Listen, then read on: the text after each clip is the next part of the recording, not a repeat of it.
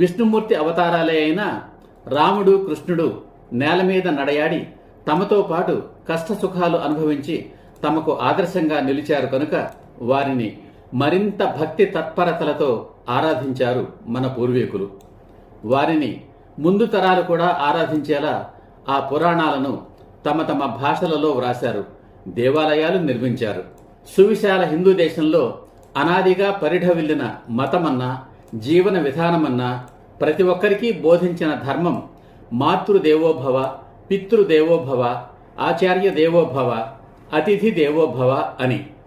ఇప్పుడు 33 కోట్ల దేవతల పేర్లు చెబుతాను, వ్రాసుకోండి. మీకు మీ అమ్మ ఒక దేవత, ఆమె పేరు వ్రాసుకోండి. మీ నాన్న ఒక దేవత, ఆయన పేరు వ్రాసుకోండి. మీ గురువు గారు ఒక దేవత, ఆయన పేరు వ్రాసుకోండి. ఎంతమంది బంధువులు మిత్రులు అతిథులుగా వస్తారో వాళ్ళందరూ దేవతలే.